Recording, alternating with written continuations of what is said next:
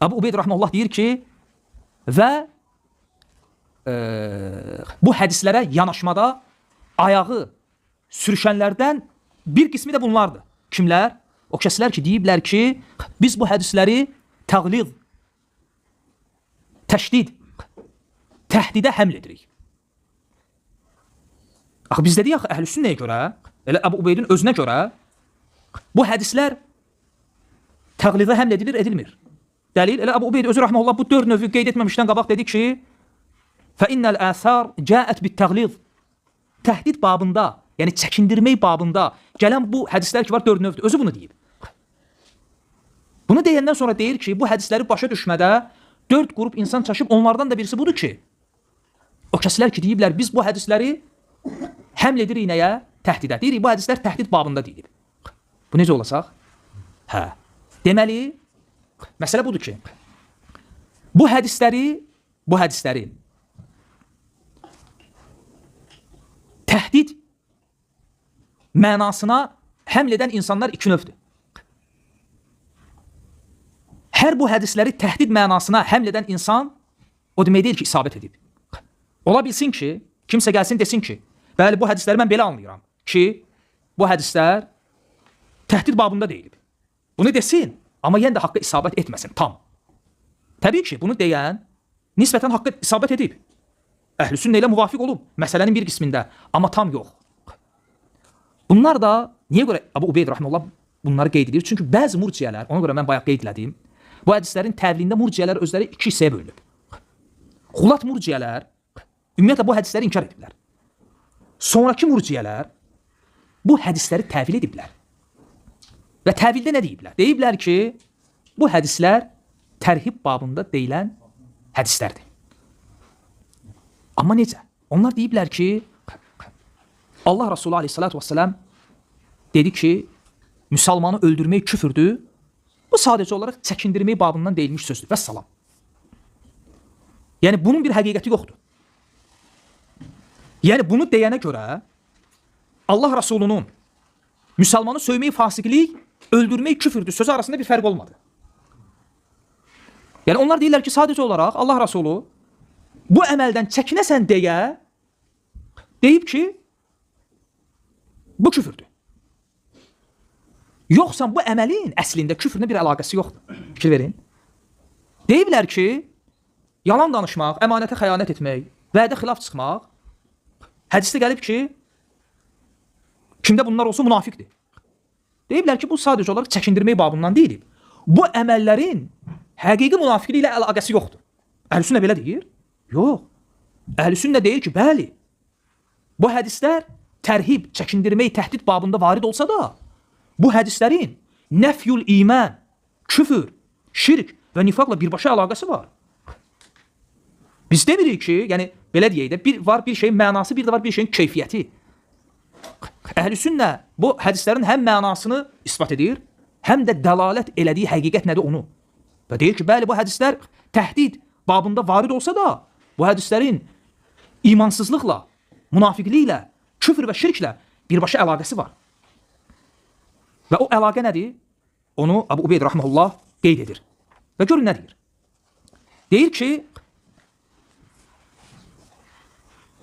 وَإِنَّ الَّذِينَ عِنْدَنَا فِي هَذَا الْبَابِ yəni, bu qəbildən olan hədislər bizə görə onların mənası nədir? Ənəl məasi və zunub, asiliklər lə tuzilu imanə, imanı aradan qaldırmır. Fikir verin. Asiliklər imanı aradan qaldırır, qaldırmır. Burada söhbət nədən gedir? Nəfyül iman. Nəfyül iman, yəni kim belə-belə etsə onun imanı yoxdur. Bu babda varid olan hədisləri şərh edərkən deyir. Deyir ki, bu asiliklər imanın əslini aparmır. Və lə tucibu kufran. Həmçinin insanı dindən çıxarıb kafir etmir. Və ləkinnəhə. Və əlaqə budur. İmansızlıqla küfrün olan əlaqəsi budur. Hansı ki, murciyələr bunu qəbul etməyiblər. Və bu nöqtədə əhlüsünnə ilə ayrılıblar.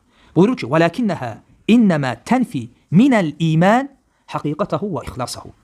Lakin bu cür əməllər imanın əslini aradan qaldırmasa da imanın həqiqətini və imanın kamilliyini aradan qaldırır.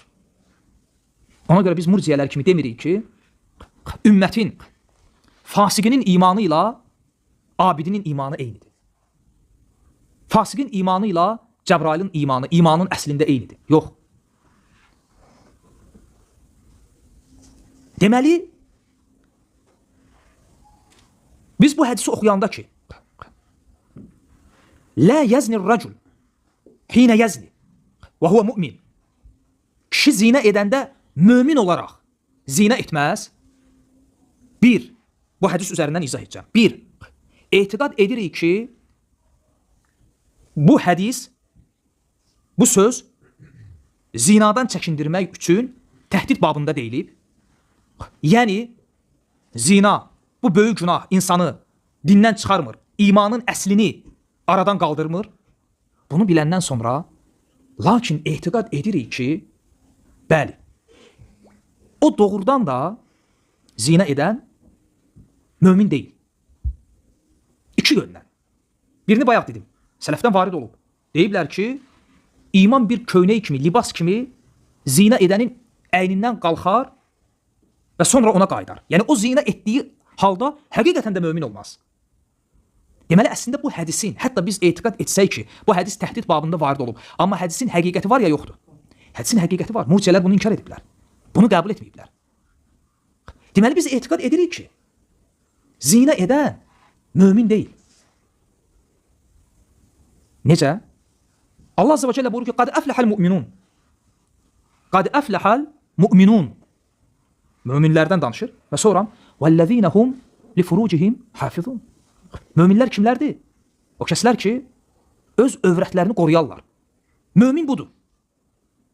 Hədisi qoyduq kənara, ayə ilə danışırıq. Qad əfləhəl müminun. Və sonra Allah Azze və Cəllə bu möminlərin, həqiqi möminlərin vəsiflərini gətirir. Və onlardan biri nədir? Onun özünü, öz övrətini qoruması. Deməli, qorumasa, zinə etsə, bu vəsf ondan götürüldü, götürülmədi. Götürüldü, hədis də onu deyir. Deməli, hədis təhdid babında varid olsa da həqiqəti var ya yoxdur? Həqiqəti var. Həqiqəti nədir? İmam Əbu Cəfər Muhammed ibn Ali. Kimdir bu? Əbu Cəfər Muhammed ibn Ali. Yox, Əbu Cəfər. Cəfərin atası Muhammed Əl-Baqir ibn Ali. Rafislərin o 5-ci imam dedikləri. Deməli, bir gün biri gəlib ondan bu hədis barədə soruşur. Ki, kişi mömin halda zinə etməz. Bu necə olur? İmam Muhammed Əbu Cəfər rahimehullah davvara dairə kəbirə. Böyük bir yerdə elə bir ki, dairə çizir. Böyük bir dairə çizir və deyir ki, bu İslamdır. Bu geniş dairə. Və sonra o böyük dairənin içində balaca bir dairə çizir, biraz dar. Və deyir ki, və hədəl iman. Bu isə imandır. Deyir, kişi zinə edəndə iman dairəsindən çıxır İslam dairəsinə. Deməli, bu hədisin həqiqəti oldu, olmadı? Həqiqəti oldu. Yəni, deməli, zinə edən həqiqətən də iman dairəsindən çıxdı, çıxmadı? Çıxdı. Kafir oldu.